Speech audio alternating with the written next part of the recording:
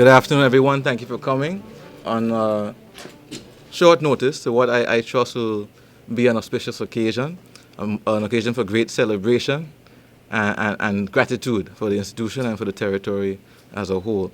I would first like to recognize the presence of the Honorable Premier, Honorable Minister of Education, and run out of ministers in a second, the Honorable Minister for Natural Resources and Labor, for Transportation and Works and Communication, for the Junior Minister for Trade and Development, and, okay, out of ministers.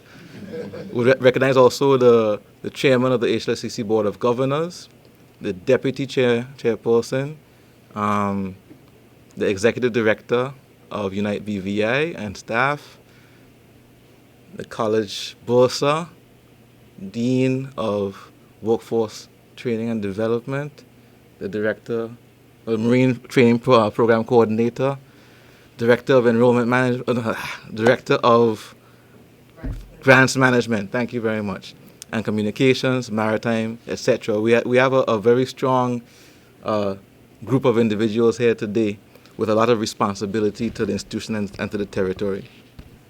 If you don't mind, I would first like to make some very brief remarks about the reason we are here. So essentially, this is a moment when the priorities of the government and the priorities of the college are one and the same. You know, there is no disambiguation or anything going on, right? It is very clear that the college has been in the business for nigh 30 years of training and preparing our local people for the realities that they face in the world outside. And this mission, of course, will continue. Long may it continue. Marine training.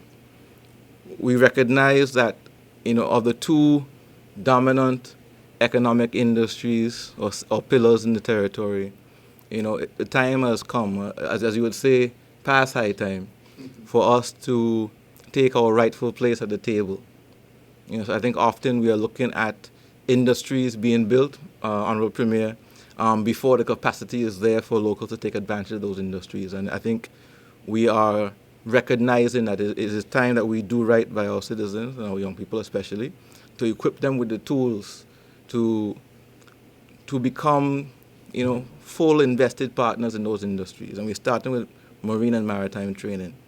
And for that, we are thankful for the work of Mr. Matthew Holt, who has come in and short time hit the ground running, or hit the water running, I guess, and has made quite an impact. And I think if you speak to any of the young men who have been involved in the first cohort of this program, you would recognize the kind of change he is realizing.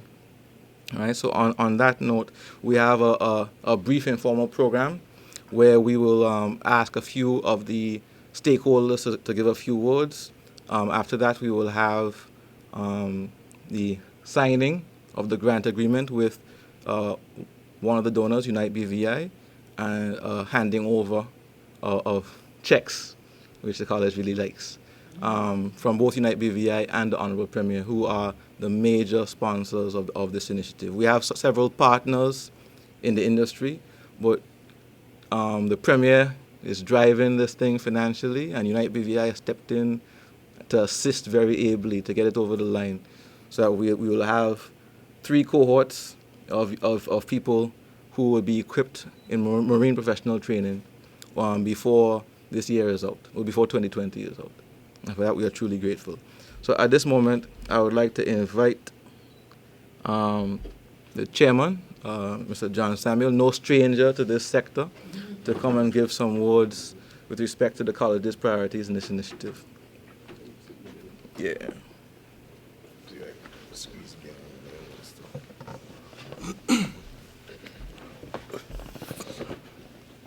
Good afternoon, all, and welcome to the college. As you all are aware, the college has had a maritime training program for some time. Some of you may or may not be aware that my formal and professional training is as a mariner, and being a mariner who originated in the hills of Bellevue, not around the shores, has given me a drive and passion to extend the career opportunity to as many BVI landers as we can. We know that our tourism product, one of our bread and butters, is supported and underpinned by our maritime and marine industry, and we must work to ensure that the people of the BVI can play a significant role in that industry in all facets, in all aspects. To do so and to continue to be able to do so, we must have them trained to regional and international standards. We understand that training and preparing the community is the role of the college, and we are pushing very hard, and the president will tell you, and Matt will tell you that, I'm up here kicking and screaming because we have to get a maritime program that is relevant to the industry, to the local industry, but also a maritime program that extends beyond the BVI industry and can prepare BVI islanders for international maritime careers. We, in a small country, we have to look to jobs in the outside market and ways to bring that money back home. That is one of the ways that we can do so. We also know that it's the Christmas season. It's a season of giving, and the college loves. We just love gifts, you know. It doesn't have to be Christmas time for you guys to bring the college some gifts. Yeah. And we'll have next board meeting. We'll discuss how we can repeat Christmas throughout the year. So we get the ministers to come and give us some more gifts. But on a more serious note, we we are working feverishly at the college to rebuild the college, rebuild the HLSCC brand, rebuild standards at the college, so that we in the BVI can have an institution with some core programs that we can market regionally, and the college can have, HLSCC can have a mantra that we are proud to wave internationally. In doing so, the government of the Virgin Islands and the Premier's PET program, he has put his money up to train BVI landers, and as we heard earlier, and we will hear more, we already have students that are undertaking that training. We know that the STCW training program has been a bit of a sore point after Irma, because the fire facility was damaged. The government and the Premier's office has committed funds to rebuilding the firefighting facility. We've ordered the equipment. We're just this close from getting that program restarted. And once that's restarted, we would have one of the best and most reputable STCW basic safety training programs in the Caribbean.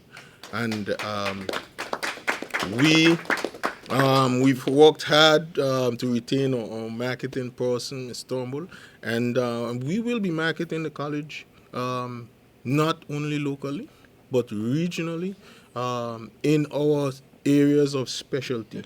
And basic safety training is one of those areas where we can earn additional revenue to help to support the college and as well bring our maritime community up to standard. So today, I'm grateful for all of you to join us to celebrate this special event where we're receiving gifts from the Premier and our special donor who seems to be love to give the college gifts, and we're gonna remember her specially, you know.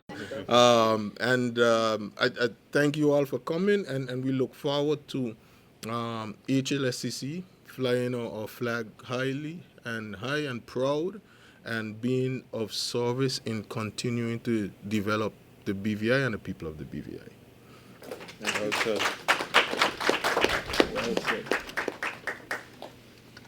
At this time, I'd like to invite Matthew Holt, our Marine Program Coordinator, to come and speak about what they've been doing already and what we have planned in the new year in this program. Matt?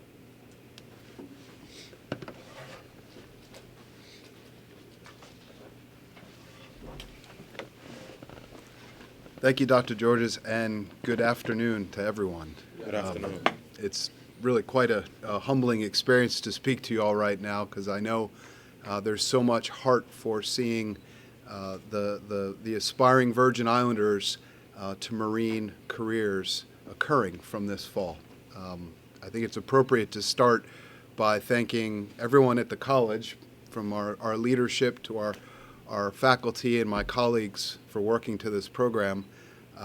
Thank you to Unite BVI for investing in the next generation of Virgin Islanders, and thank you to the Honorable Premier and the government of the Virgin Islands for entrusting us to deliver your vision of going back to the sea. This fall we saw our first cohort of 3 complete their workshop module. Marine Professional Training Level 1, MPT Level 1, is a balance between college workshop training and industry apprenticeship. So we had a celebratory moment at the end of last week where the students finished their 8 weeks of workshop learning, and they've officially made it halfway, and after the Christmas break they start their final exam, which is an 8-week industry audit where they put the skills learned to the test. Throughout the territory, they've been sponsored by apprenticeship hosts in the marine industry. And at the end of that, they will have completed the 4-month Level 1 training. Speaking to the chairman's points, we recognized early on that this needs to be relevant and applicable not just locally, but regionally and internationally. So Level 1 training is a basket of competencies. There's 6 certificate modules. We know that everyone will find a passion in the marine industry, and part of that is that the marine industry has many branches on the tree. But to pass the course, you have to show competency at the entry level in 6 areas. The 6 modules, if you will, was a basic navigation certificate from the Royal Yachting Association. They also completed basic swimming proficiency and water safety training with the Virgin Islands Lifeguards Division of Fire and Rescue. They completed a customer service and hospitality training that was sponsored by the Tourist Board of the Virgin Islands. They also completed a basic sailing, practical sailing module that was sponsored by Offshore Sailing School on Scrub Island. They completed the first level of our marine technical training that is sponsored through the ABYC, the American Boat and Yacht Council. And once we finish our reapprovals, they'll exit with their STCW, basic safety training, which is the entry-level qualification that all seafarers need to engage in work at sea. It's a really exciting moment for them, because in the last 8 weeks, we saw each of them achieve the modules, but also begin to find their interests. The idea with this program is, as they go on to the apprenticeship, not only do they test the training that they've learned here, but they're in industry, they're getting their feet wet, and they're finding the different branches on that tree as they find their career path. Maybe they'll search for a technical specialty and become an expert, a specialist in one area of the marine industry, and there's so many. Maybe they have as a goal to become a certified boat captain, a boat master, a licensed professional vessel operator. Maybe they see themselves managing a business, or in fact starting a business of their own. A couple of the students have already, seeing the workshops, come up with some business ideas. At the moment, as we prepare for the Christmas break, they're finishing their first resumes, and their exit scores and their professional CVs will be sent to the industry over the Christmas break, so that the hosts can welcome them in to start work in January for 2 months, as I mentioned. And at the conclusion of those apprenticeships, they will have completed the 4-month certificate through HLSCC. And at that point, their career really starts. Some of them might find that they have found a passion in the industry, and they found a business that they fit with, and they go right to work and they begin their career, which is very exciting. Others might see a newfound interest in academic studies, continuing at the college for an associate's degree or going on to a bachelor's. This program has credits that kickstart that learning as well. They might find themselves eager for the next level, and MPT will ultimately have 4 levels. The best way to think of them is to use the word supervised. So right now our students are finishing a course of training where they're going to work, but they're highly supervised. They're just getting started as an apprentice. By level 2, they've picked a passion, and they're starting to develop a competency in that skill set, but they're still learning other areas of the industry, so we would consider them semi-supervised. By level 3, the craftsman or craftswoman is really emerging. This is someone who's not just passionately pursuing a career path, but building skills to support that. They may be in charge of the project at work, or they may be operating a boat as a Caribbean boat master, and they would be unsupervised. They are the leader on the team. And of course, level 4 is the supervisor. So this is management level, ownership level, where they are at the helm not just of a vessel, but of a business. And that's really where we hope to see many of them reach their career path learning. So we're on the starting mark, but we're well into it. And as we turn into the new year, we'll offer this again 2 more times, effectively a trimester for this academic year. Again in the late winter, early spring, and then finally towards the summer months with an apprenticeship to follow each workshop. It's been an exciting experience. I think bringing something to the territory that is relevant and applicable throughout the territory and the region and internationally is perhaps what makes this training so special. And we're really quite honored to be delivering it for the community here at HLSCC. Thanks very much. Thank you.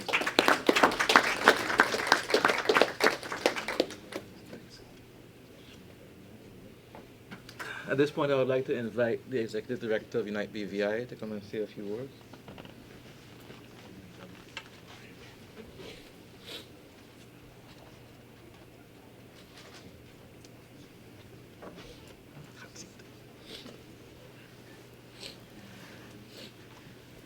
Good afternoon, everyone.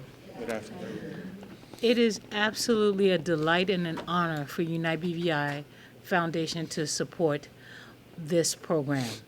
As part of our mission, we would like to help create a generation of global change makers starting here in the BVI. And this demands, in order for us to fulfill this mission, it becomes necessary for us to aid the government, statutory bodies like the college, in building capacity in the territory. Not only intellectual capacity, but professional capacity. Last year, Unite BVI Foundation supported a grant through DAI, Development Alternatives Incorporated, which came to the college and assisted the college in preparing this curriculum that we are now to support people going through. So this is a logical conclusion to our initial work last year. I'd like to thank the college for being such brilliant partners. I'd like to pay particular acknowledgement to Ms. Crabb in the Office of Grants and Fundraising, who every single time we sent her back and said, we need more information to ensure that this program is going to help us fulfill our mandate as an organization and do what the students need it to do. She and her team, along with the bursar, the dean, Mr. Holt, were just as pleasant as they could be and gave us everything that we asked for to make this possible. So I'd like to acknowledge the work of the college in accepting this donation, because sometimes it's not as easy to give away money as you would think. There are a lot of parameters, and the college was a wonderful partner in moving this forward. So again, it's our honor and our delight, and we're very, very pleased to have been invited today and to have the opportunity to assist in building capacity in the territory. Thank you. Thank you.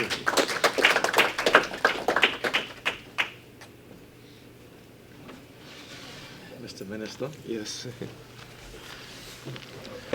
Good afternoon, everyone.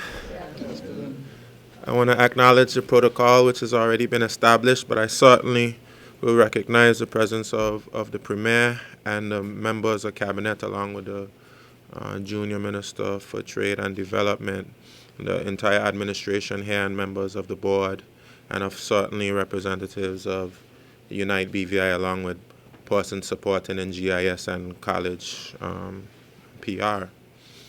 It's a real pleasure for me to be here this afternoon. I want to thank the college, President Georges, and everyone else here for the good work that you all have been doing.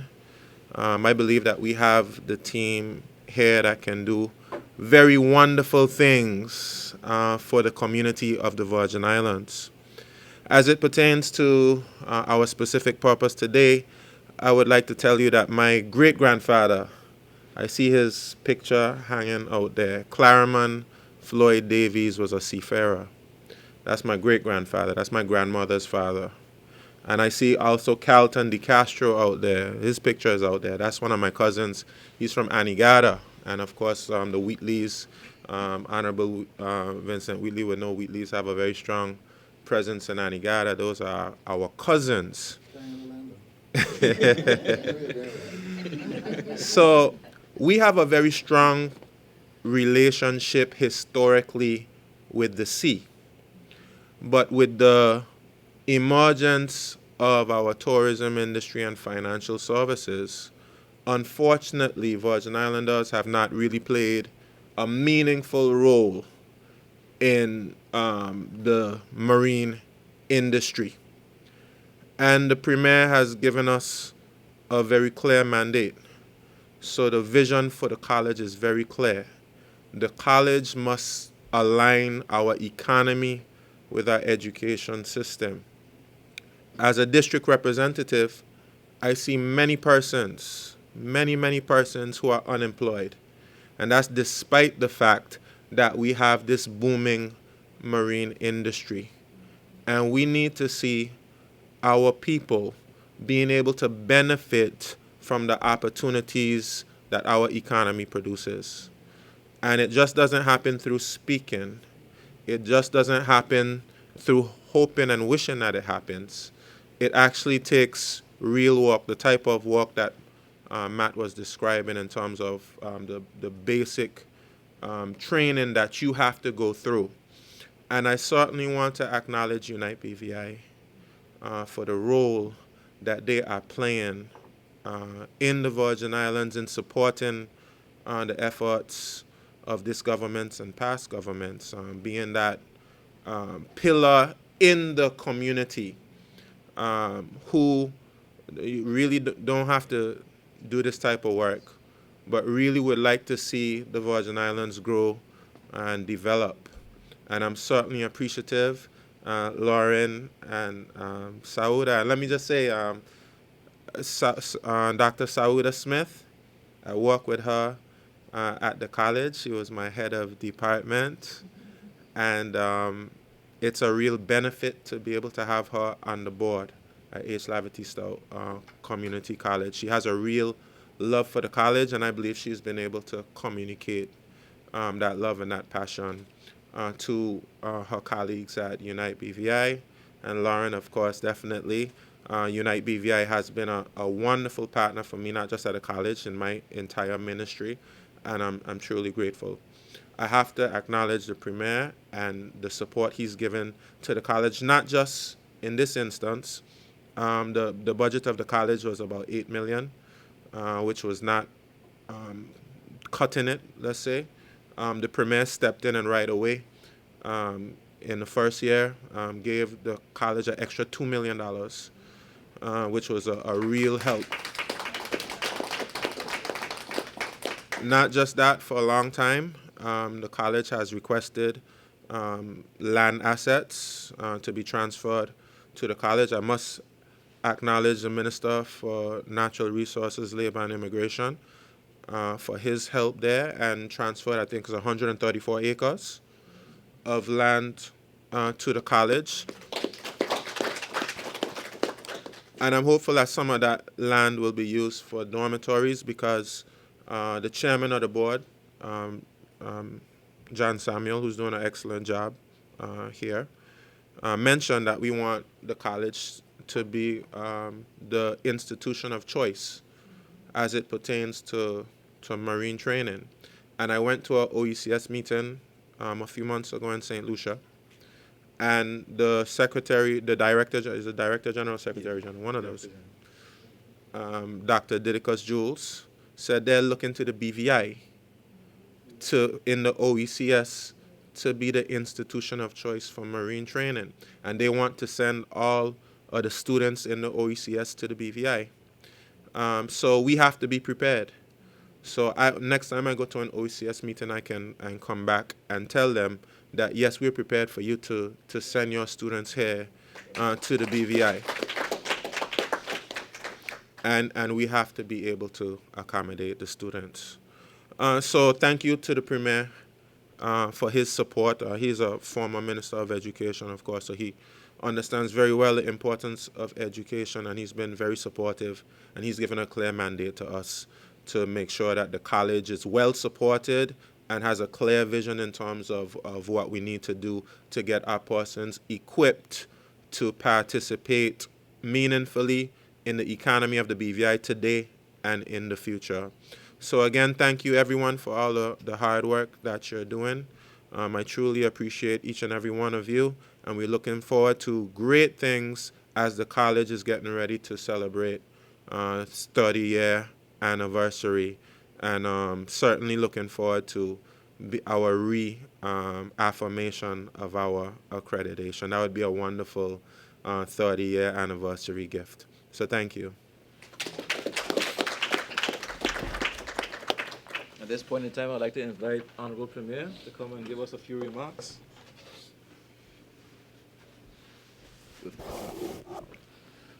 I'd like to thank the acting president, who happens to be a former student of mine also. When I used to teach, I was one of the best students that I encountered. So I'm not surprised where he is at this point in time. I want to also recognize a protocol already established, and I thank everyone for coming out today for what I would call this awesome event. I want to thank Unite BVI especially. From the time we've taken office, we have gained their confidence because Unite BVI, rightfully, Dr. Smith said it correctly, that they don't just give away money just like that. And one of the issues that funding agencies have with government is a lack of trust. So one of the areas that we had to do is to gain the trust of Unite BVI, not to give the money directly to government, as I always tell her, but to make sure that the programs and whatever we put in place, that it is transparent, is accountable, so that when they do put their money towards it, they get value for every dollar that they've spent. And we have gained that trust to the point where we have been able now to mushroom into many other areas, and which will also include the college.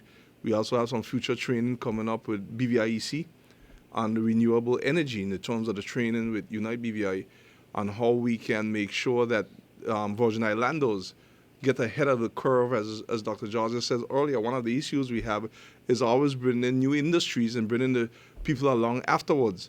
And one of the areas that I challenge all ministers is how do we get our people ready before the industry is ready, knowing that the industry is coming. So we're doing that with renewable energy. We're behind the curve with marine because the marine is our history, is our culture. That's what we build the BVI on. The BVI, it was built on the agriculture and through marine with the fishing.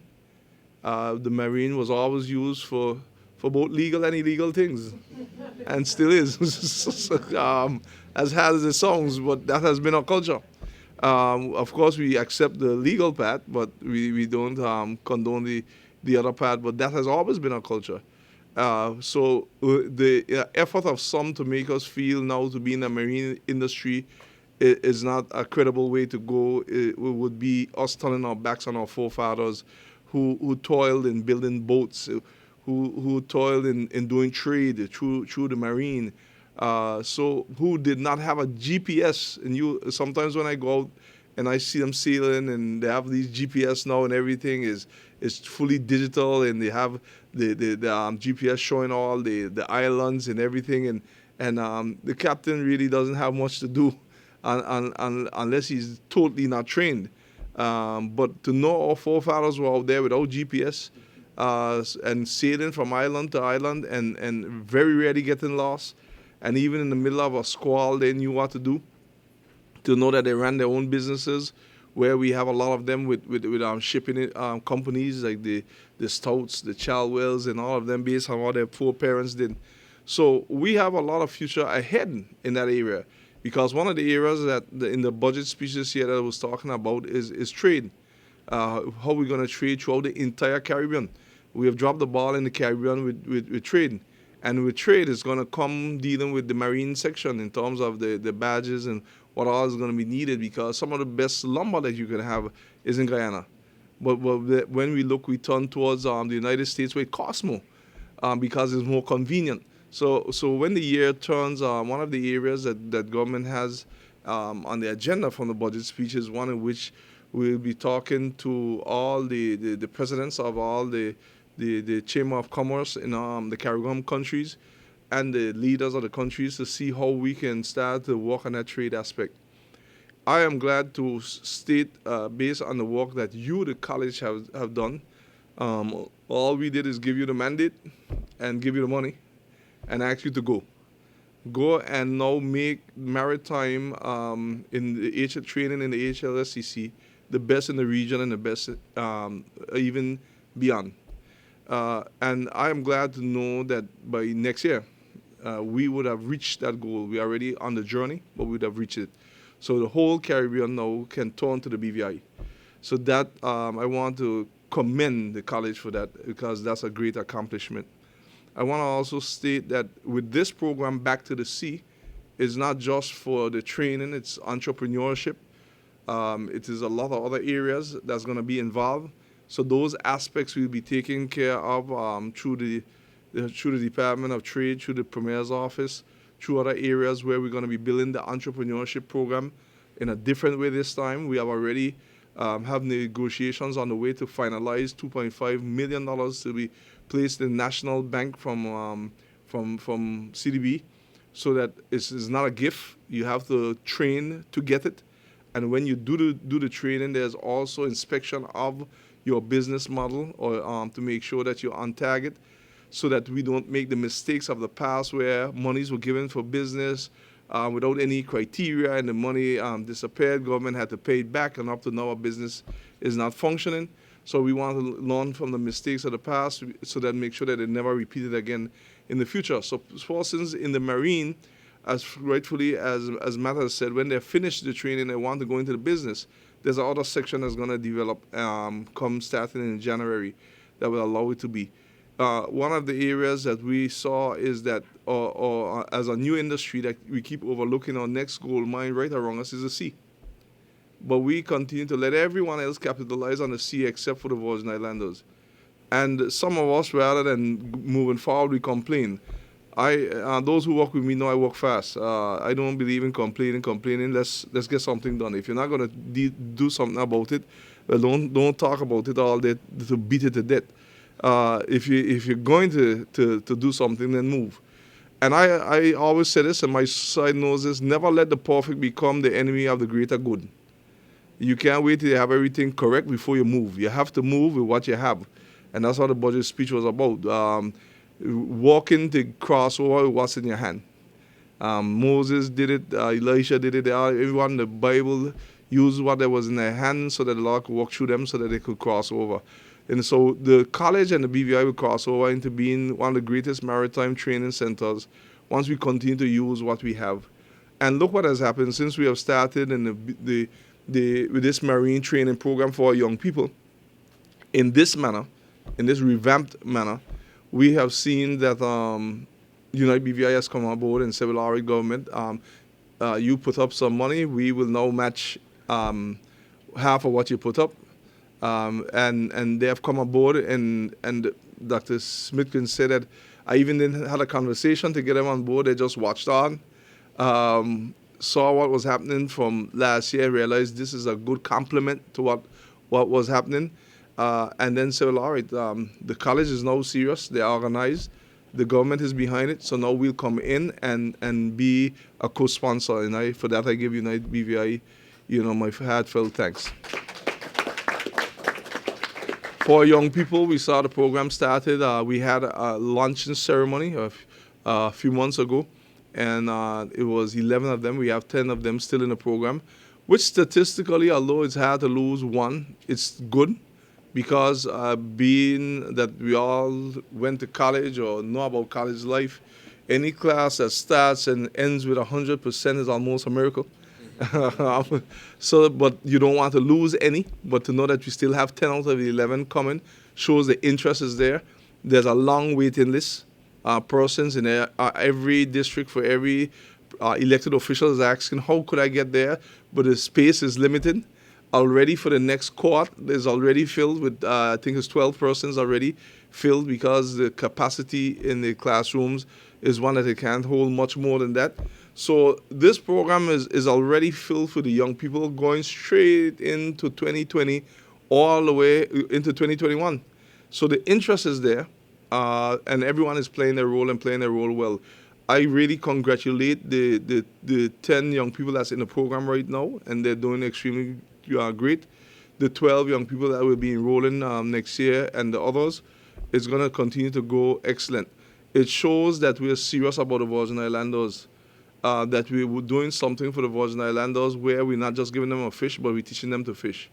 And to extend it further, the Minister of Natural Resources and Labor is here, and he can attest that we have already started to work on a policy to ensure that once the college can assure us that these individuals are trained, we will not allow any more work permits in those areas.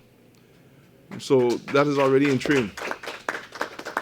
And the only way we will allow it is if it proves that we do not have that speciality here, right? If we don't have that skill, if you want to get a small award. if you don't get that skill, if you don't have that skill set here, we are dead serious about that. The minister has already been given that charge about me, and one thing they know about me is I nag. I WhatsApp them all day, I nag. And he assured me the first draft of the policy, in which I must thank the Minister of Natural Resources and his team. And as soon as this first quarter is finished, and we move into the second quarter, and we are comfortable with that, then sometime into the after the first or second quarter of next year, once the college shows us that they're trained and ready, those policies will come into place to make sure that we protect the industry for our people, and that our people, which are the Virgin Islanders, benefit. The funding for these courses, both local funding in terms of government, which I thank everyone for thanking me, but it's your tax money. It just means we, as Minister of Finance, we redirected it here with the emphasis. We only pay for the belongers. Even the United BVI funding is very clear. It is for the Virgin Islander, the belonger, who wants to come to this program and benefit into being trained in the marine area. There's a lot of needs beyond the captain level and beyond all the other areas, because all are important. Because in shipping registry, we need surveyors. We have many other areas, and they make quite a bit of money. But we have for many years misled our people to feel that these jobs are not meaningful. So we allow ourselves to become victim of our own success. With no offense to financial services, we kept so much focus over there that we forgot that what built us was not this area. But now necessity is the mother of invention, because now we have to move, because if we don't move now into new areas and diversify, we will die. And if we move into these new areas, we may live. I think I want to take a chance with the May. And having said that, I'm very optimistic about the future of the BVI. We have needs right now with Marines, like in terms of the sewage boats, to go out with the yachts. There are a lot of opportunities that young people already come to us with niche areas that once they get the training, entrepreneurship, and the marine training, the entrepreneurship training, we make sure the funds are available for them to get through with the funding. They can start new businesses, and the BVI best days are yet to come. I honestly believe that despite the challenges are there. I want to thank every member of the college from the bottom of my heart. I also want to thank the board. The last time I came up here, I met most of you on the board. It was not such a good time in the beginning because we were trying to get some land to do the medicinal marijuana, and the board was tight on us. But when they realized, we just give you 134 acres, and they said, well, you didn't tell us that. You can get your land now. And so we were able to get the swap, and the college now has more assets. The 134 acres that the minister spoke about is going to go tremendous weight in helping with accreditation, and So, and these are things that I needed to say because you don't hear them. You won't hear them. So we have to say them because we concentrate on the negatives. But there will always be more problems than solutions, even in your home. But I was listening. I told someone to the radio here someday where Storm Wright was actually doing his morning drive, and I was coming up in the cab, my wife, and I heard him do a quotation from someone. I have to get it from him, and it says, to get something major done, you have to decide what all you're going to leave undone. And I recognize right away, identified with that. Whenever you want to get something major done, there's certain things you have to leave undone. I will bring it home for you. I live in my house now for 20-something years. I've built it, and up to now, I haven't finished the back wall. But I focus on getting the house finished so that the family could live in it and make sure they're comfortable. So now I fix a little piece every Christmas when the wife gets a little angry. So I'm almost done after 20-something years. But to get the major part done, I had to leave some other parts undone. The major part here now is rebuilding lives. So there are certain parts of the college going to be left undone. But I told them, even when I used to teach at Elmo South High School, the BVI school, then it was named, to find the area that we're good at. Use that as a flagship and build. So we've used the music program as our flagship. And we built the school, we rebranded the school, and it took off. And we would, every show that we did, we used all those funds during that time to build the music program. Here in the college, I'm glad to hear that you're looking for a niche area. You can't do all well, but find out one or two areas that no one else can do it as good as you. No one has the same seawater that we have. No one has the same climate that we have. No one has the same expertise that we have. And no one has the same young people who are eager to be involved like we have. When you put all of that together, you have now the best marine training program in the Caribbean and eventually in the world. So for the college, I'm really proud of each and every one of you. To the Minister of Education, I want to thank him for buying into the vision and pushing ahead, and all the other members of government, because if they don't vote and say yes for the money for me to move or allow the mission, because you see me, it can't be me alone, all of them have to say yes. And this year's budget, we as the Minister rightfully said, we increased some more money for HLSCC because we know that HLSCC has to be one of the flagships. And I want to see every store, just like in the States and everywhere else, with shorts saying HLSCC, flags on cars saying HLSCC. I want to see the marketing so high with HLSCC that even us who have finished school want to go back to HLSCC. Yeah. And that's where we are going. So I know the future is bright. So I want to thank everyone, and I'm looking forward to the future of HLSCC because the best days are yet to come. Thank you.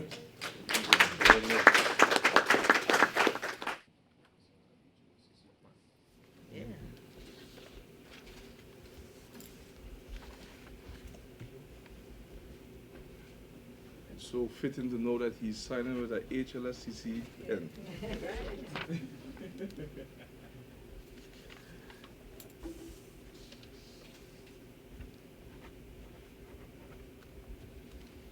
Okay. I did that one, yeah. Let me just put the papers back. Yes, everybody here.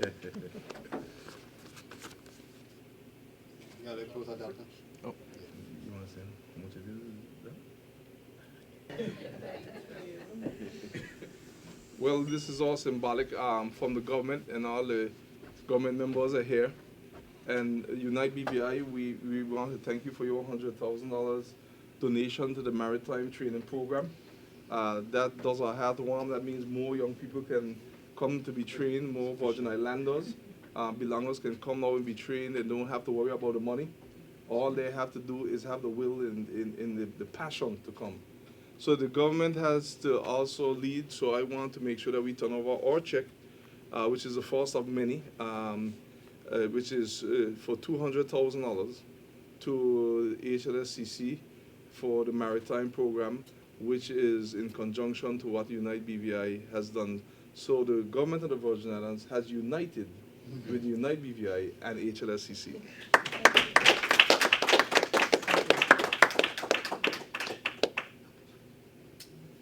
Yes. Come in down. Government Christmas.